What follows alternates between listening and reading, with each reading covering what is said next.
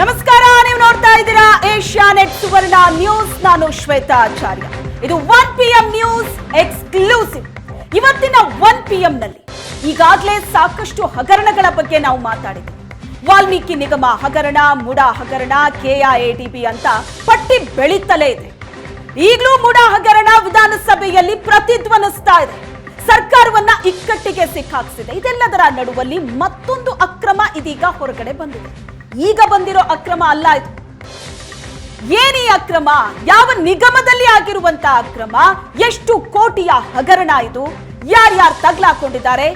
ಇದೆಲ್ಲದರ ಬಗ್ಗೆ in detail ಆದಂತ ಮಾಹಿತಿಯನ್ನ ಕೊಡ್ತೀವಿ. ಅದರ ಜೊತೆಗೆ ದರ್ಶನ್ ಮತ್ತು ಪವಿತ್ರ ಗೌಡ ರೇಣುಕಾಸ್ವಾಮಿ ಹತ್ಯೆ ಕೇಸ್ನ ಆರೋಪಿಗಳು ಜೈಲ್ ಸೇರ್ 35 ದಿನ ಆಗಿದೆ. ಪ್ರಕರಣದ A1 ಮತ್ತು A2 ಆರೋಪಿಗಳು ಏನ್ ಮಾಡ್ತಿದ್ದಾರೆ ಜೈಲಿನಲ್ಲಿ? 35 ದಿನಗಳಿಂದ ಜೈಲಲ್ಲಿದ್ರೂ ಕೂಡ ದರ್ಶನ್ ಮತ್ತು Pavithra Gowda ಭೇಟಿಯಾಗಿಲ್ಲ, face to face ಆಗಿಲ್ಲ, ಮುಖಾಮುಖಿ ಆಗಿಲ್ಲ. ಹಾಗೆ ನೋಡಿದ್ರೆ ಸಹ ಕೈದಿಗಳನ್ನ ಭೇಟಿ ಮಾಡೋದಕ್ಕೆ ಅವಕಾಶ ಇದ್ರೂ ಕೂಡ ಈ ಇಬ್ಬರ ಭೇಟಿ ಆಗಿಲ್ಲ. ಸಂಬಂಧ ಮುರಿದು ಬಿತ್ತ? ಏನಾಗ್ತಾ ಇದೆ? ಇದ್ರ ಬಗ್ಗೆಯೂ ಕೂಡ ಮಾಹಿತಿಯನ್ನ ಕೊಡ್ತೀವಿ. ಮೊದಲನೇದಾಗಿ ಅಕ್ರಮದ ಬಗ್ಗೆಯೇ ಮಾತಾಡೋದಾದ್ರೆ, ಯಾವ ಅಕ್ರಮ ಇದು? ಈಗ ಹೊರಗಡೆ ಬಂದಿರುವಂತಹ ಈ ಅಕ್ರಮ ಏನಿದೆ, 10 ಕೋಟಿ ರೂಪಾಯಿಯ ಅಕ್ರಮ ಇದು. ಗೋವಿ ನಿಗಮದಲ್ಲಿ ಆಗಿರುವಂತಹ 10 ಕೋಟಿ ರೂಪಾಯಿಯ ಅಕ್ರಮ ಇದೀಗ ಬಯಲಾಗಿದೆ. ಗೋವಿ ನಿಗಮದ ಅಕ್ರಮವನ್ನ ಬಯಲಿಗೆಳೆದಿತ್ತು ಏಷ್ಯಾನೆಟ್ ಸುವರ್ಣ ನ್ಯೂಸ್. ನಿನ್ನೆ ನಡೆದಂತ ಅಕ್ರಮ ಇವತ್ತು ಬಯಲಿಗೆ ಬಂದಿದೆ. ಈಗ ಸುದ್ದಿ ಹೇಳ್ತಾ ಇದೀವಿ ಅಂತಲ್ಲ, ಕವರ್ ಸ್ಟೋರಿ ಈ ಅಕ್ರಮವನ್ನ ಬಯಲಿಗೆಳೆದಿತ್ತು.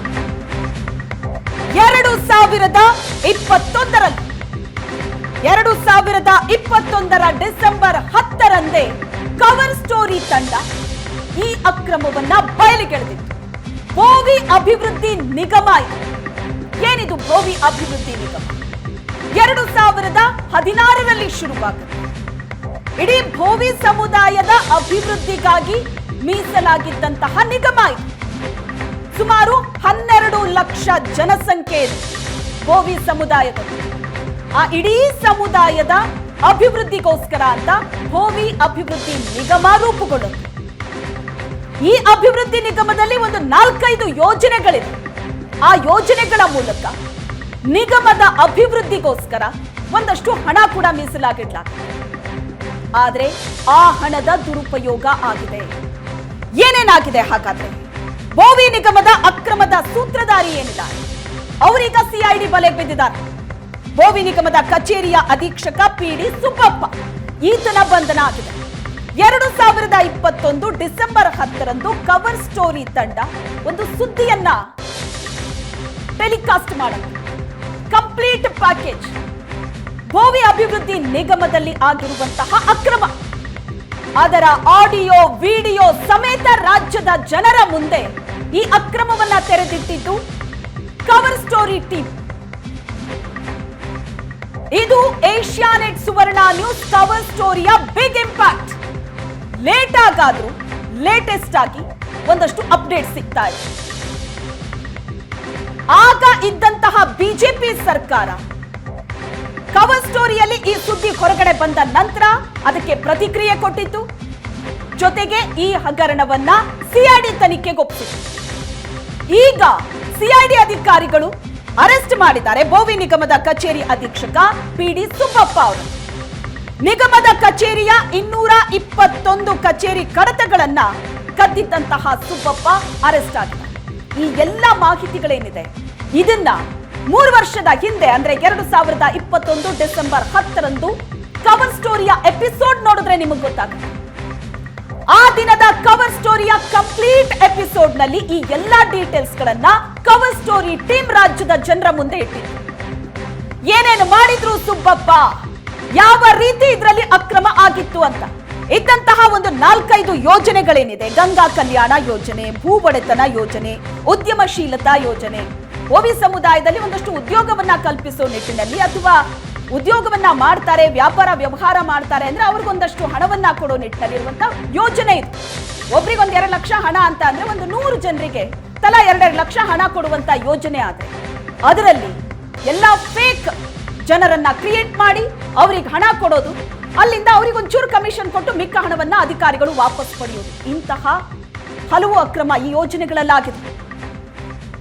ಭೂ ಒಡೆತನ ಯೋಜನೆ, ಸಮುದಾಯದ ಏಳಿಗೆ ಆಗಬೇಕು, ಅವ್ರಿಗೊಂದಷ್ಟು ಭೂಮಿ ಸಿಗಬೇಕು, ಆ ಮೂಲಕ ಅವರ ಅಭಿವೃದ್ಧಿ ಆಗಬೇಕು ಅನ್ನೋ ನಿಟ್ಟಿನಲ್ಲಿದ್ದಂತಹ ಯೋಜನೆ ಇದು. ಅವರ ಅಭಿವೃದ್ಧಿಗೋಸ್ಕರ ಅಂತ ಮಾಡಲಾದಂತ ಯೋಜನೆ ಇದು. ಆದ್ರೆ ಈ ಯೋಜನೆ ಏನಾಗಿದೆ, ಫಲಾನುಭವಿಗಳಿಗೆ ಸೇರ್ತಾ ಇಲ್ಲ. ಫಲಾನುಭವಿಗಳ ಹೆಸರು ತೋರಿಸ್ತಾರೆ, ಆದ್ರೆ ಅದೆಲ್ಲವೂ ಕೂಡ ಫೇಕ್. ಒಂದಷ್ಟು ಜನ ಕಮಿಷನ್ ಕೊಟ್ಟು ಅವರಿಂದ ಉಳಿದಂತ ಹಣವನ್ನ ತಗೊಳ್ಳೋದು. ಇಂಥ ಅಕ್ರಮಗಳನ್ನ ಈ ಭೋವಿ ಅಭಿವೃದ್ಧಿ ನಿಗಮದಲ್ಲಿ ಮಾಡಿ ಆಡಿಯೋ ವಿಡಿಯೋ ಸಮೇತ ಒಂದಷ್ಟು ಸಾಕ್ಷಿಗಳ ಸಮೇತ ಸಿಕ್ಕಾಕೊಂಡಿದ್ರು.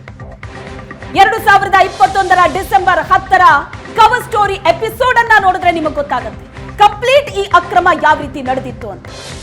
ಸಾಕ್ಷ್ಯ ಸಮೇತ ರಾಜ್ಯದ ಜನರ ಮುಂದೆ cover story team ಇಟ್ಟಿತ್ತು.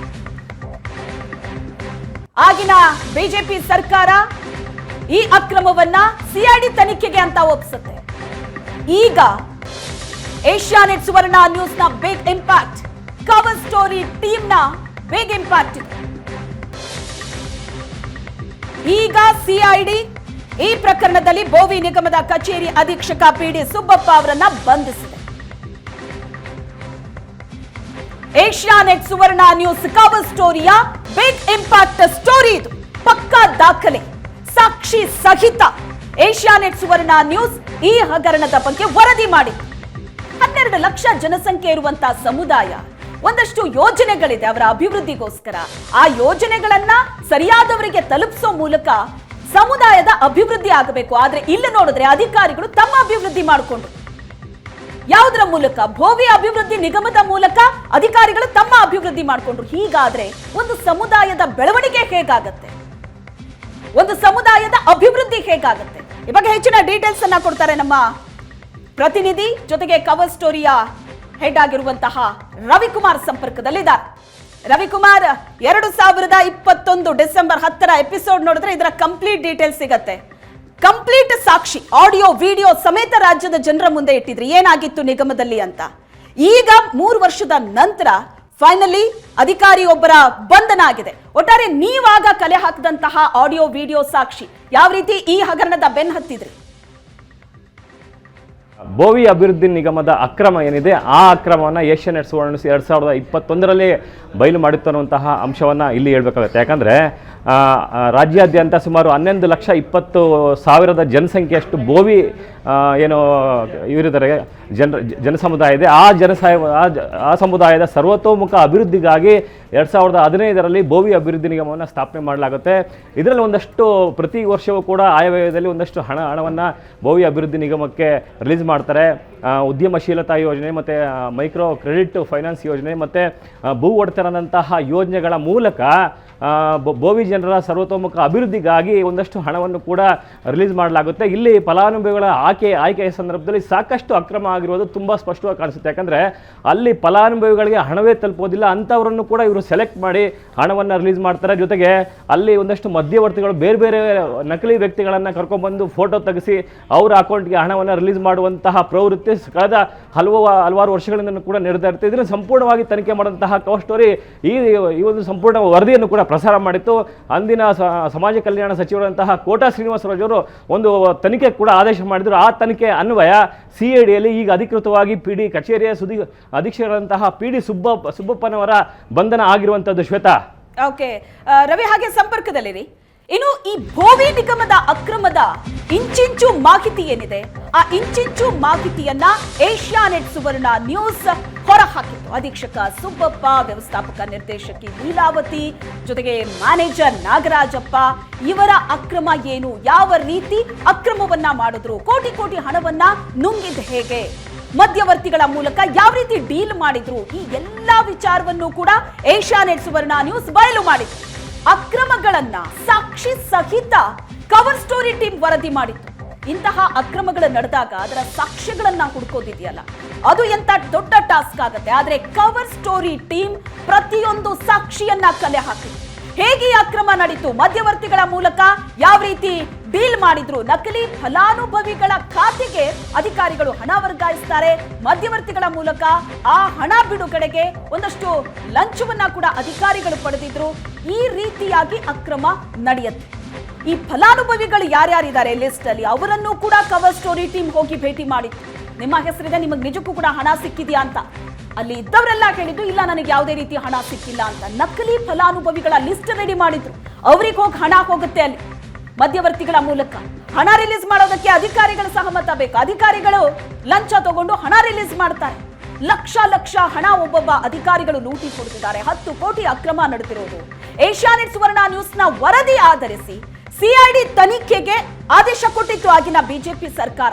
2021ರಲ್ಲಿ cover story team ಬಯಲು ಮಾಡಿದಂತಹ ಅಕ್ರಮ ಇದು. ಅವತ್ತಿನ ಸಮಾಜ ಕಲ್ಯಾಣ ಇಲಾಖೆ ಸಚಿವರಾದಂತಹ ಕೋಟಾ ಶ್ರೀನಿವಾಸ್ ಪೂಜಾರಿ ತನಿಖೆಗೆ ಆದೇಶವನ್ನ ಕೊಡ್ತಾರೆ. ಈಗ ಈ ಪ್ರಕರಣದಲ್ಲಿ ಬೋವಿ ನಿಗಮದ ಅಧೀಕ್ಷಕ ಸುಬ್ಬಪ್ಪ ಬಂಧನ ಆಗಿದೆ.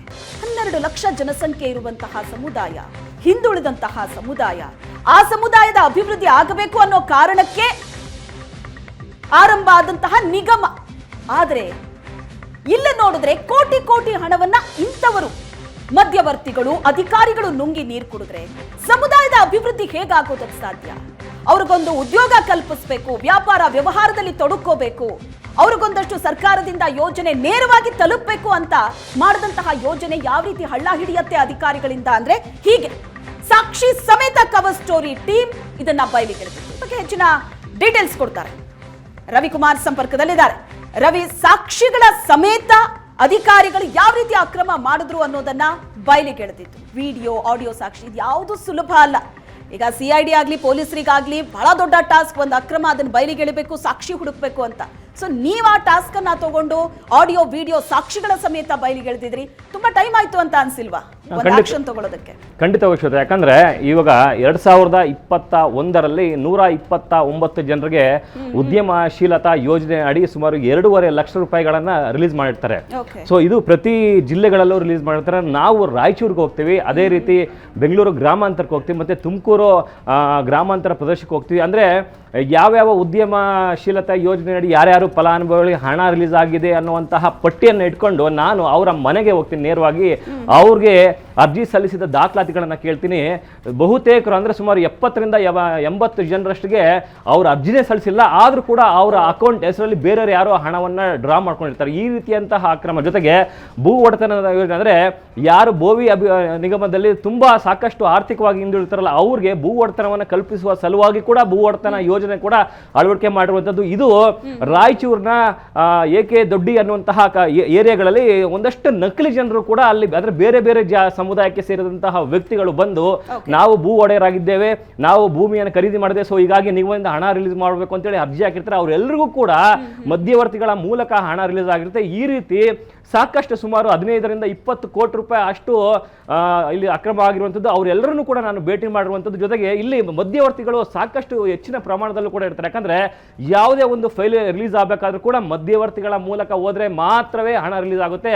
ಸೊ ಮಧ್ಯವರ್ತಿ ಯಾವ ಫಲಾನುಭವಿಯ ಫೋಟೋ ಅಂಟಿಸಿರ್ತಾನೆ, ಯಾರ ಹೆಸರು ಹಾಕಿರ್ತಾನೆ, ಅದು ಯಾವುದನ್ನು ಕೂಡ ಇವರು ಪರಿಶೀಲನೆ ಮಾಡಲ್ಲ. ಯಾವುದೇ ಸರ್ಕಾರದ ₹1 ಹಣ ರಿಲೀಸ್ ಆದ್ರೂ ಕೂಡ ಸಂಬಂಧಪಟ್ಟಂತಹ ಫಲಾನುಭವಿಗೆ ಹೋಗಿ ತಲುಪಬೇಕು ಅನ್ನುವಂತಹ ಉದ್ದೇಶದಿಂದ ಸ್ಪಾಟ್ ಮಹಜರ್ ಮಾಡಲಾಗುತ್ತೆ, ಮತ್ತೆ ಸ್ಥಳ ಪರಿಶೀಲನೆ ಮಾಡುತ್ತೆ. ಅಲ್ಲಿ ಒಂದಷ್ಟು ಫೋಟೋಗಳನ್ನು ಕೂಡ ತೆಗೆದುಕೊಳ್ತಾರೆ. ಆದರೆ ಅದು ಯಾವ ಪ್ರೊಸೀಜರ್ಗಳನ್ನು ಕೂಡ ಇವರು ಫಾಲೋ ಮಾಡಲ್ಲ. ಎಲ್ಲವೂ ಕೂಡ ನಕಲಿ ಮತ್ತೆ ಬೋಗಸ್ ಆಗಿರುತ್ತೆ. ಪ್ರಮುಖವಾಗಿ ಕಚೇರಿ ಅಧೀಕ್ಷರಾದಂತಹ PD ಸುಬ್ಬಪ್ಪ ಅಂದ್ರೆ ಏನೀಗ CID ಬಂಧನಕ್ಕೊಳಪಟ್ಟಿದ್ರೆ ಇವರು ಏನು ಯಾವ್ಯಾವ ಫಲಾನುಭವಿಗೆ ಹಣ ಹೋಗಿದೆ ಆ ದಾಖಲಾತಿಗಳನ್ನ ಸಂಪೂರ್ಣವಾಗಿ ರಕ್ಷಣೆ ಮಾಡಿರ್ಬೇಕಾಗುತ್ತೆ.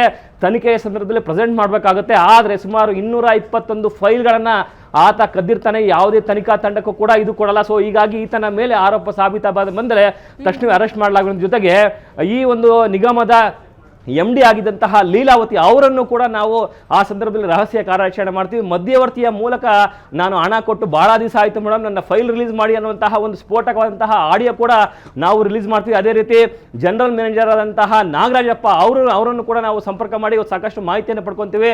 ಸೊ ಅವರು ಕೂಡ ಈ ಅಕ್ರಮದಲ್ಲಿ ಭಾಗಿಯಾಗಿದ್ದಾರೆ ಅನ್ನೋದಕ್ಕೆ ಸಾಕಷ್ಟು ಪುರಾವೆಗಳನ್ನು ಕೂಡ ನಾವು ಪ್ರೆಸೆಂಟ್ ಕೂಡ ಮಾಡ್ತೀವಿ. ಅಂದ್ರೆ ಹೊಸಕೋಟೆಯ ಒಂದಷ್ಟು ಜನರು ಕೂಡ ಸುಮಾರು 50,000 ಸಾವಿರ ರೂಪಾಯಿಗೆ ಐರಾವತ ಯೋಜನೆಗೆ ಸಂಬಂಧಪಟ್ಟಂತೆ ಸಂಬಂಧಪಟ್ಟಂತೆ ಈ ನಾಗರಾಜಪ್ಪ ಅನ್ನೋರಿಗೆ ಕೊಟ್ಟಿರ್ತಾರೆ. Yes, ಆ yes, ರಹಸ್ಯ ಕಾರ್ಯಾಚರಣೆ ಸಂಪೂರ್ಣ ವರದಿಗಳನ್ನು ಕೂಡ ನಾವು ಏಷ್ಯಾನೆಟ್ ಸುವರ್ಣ ಕವರ್ ಸ್ಟೋರಿಯಲ್ಲಿ ಪ್ರಸಾರ ಮಾಡ್ತೀವಿ. ಈ ವರದಿ ಈಗ ಆಲ್ರೆಡಿ CID ಅಧಿಕಾರಿಗಳು ತನಿಖೆಯನ್ನ ಮಾಡಿ ಈಗ ಬಹುಶಃ 3 ವರ್ಷದ ಬಳಿಕ ಅವರು ತನಿಖೆಯನ್ನ ಒಂದು ಪ್ರಾಥಮಿಕ ಹಂತಕ್ಕೆ ಮುಕ್ತಾಯ ಮಾಡಿರುವಂತದ್ದು. ಅಂದ್ರೆ ಕವರ್ ಸ್ಟೋರಿ ಅಂಶಗಳು ಏನೇನು ಉಲ್ಲೇಖ ಮಾಡುತ್ತೆ ಆ ವರದಿಯಲ್ಲಿ ಅದೇ ಅಂಶಗಳನ್ನು ಕೂಡ CID ತನ್ನ ತನಿಖೆಯ ಸಂದರ್ಭದಲ್ಲಿ ಪತ್ತೆ ಹಚ್ಚಿ ಸಾಬೀತು ಕೂಡ ಮಾಡಿರುವಂತದ್ದು. ಸೊ ಈ ಹಿನ್ನೆಲೆಯಲ್ಲಿ PD ಸುಬ್ಬಪ್ಪ ಕಚೇರಿ ಅಧೀಕ್ಷಕರನ್ನ ಆಲ್ರೆಡಿ ಬಂಧನ ಮಾಡಿರುವಂತ ಜೊತೆಗೆ ಕಚೇರಿಯ MD ಆಗಿದ್ದಂತಹ ಲೀಲಾವತಿ ಅವ್ರಿಗೂ ಕಾಡಿಗೆ ಹುಡುಕಾಟ ನಡೆಸ್ತಿರೋದ್ರ ಜೊತೆಗೆ ಅದೇ ರೀತಿ ಬ್ಯಾಂಕ್ ನ ಜನರಲ್ ಮೇನೇಜರ್ ಅಂತಹ ನಾಗರಾಜಪ್ಪ ಅವರನ್ನು ಕೂಡ ಬಂಧನಕ್ಕೆ ಬಲೆ ಬೀಸಿದ್ದಾರೆ. ಆದ್ರೆ PD ಸುಬ್ಬಪ್ಪ ಬಂಧನದ ಬಳಿಕ ಇವರಿಬ್ಬರು ಅಧಿಕಾರಿಗಳು ಪರಾರಿಯಾಗಿದ್ದಾರೆ ಅನ್ನುವಂತಹ ಮಾಹಿತಿ ಬರ್ತಾ ಇದೆ. Shwetha, yes, thank you so much Ravikumar and cover ಸ್ಟೋರಿಯ ಇಡೀ ಟೀಮ್ಗೆ ವೆಲ್ ಡನ್.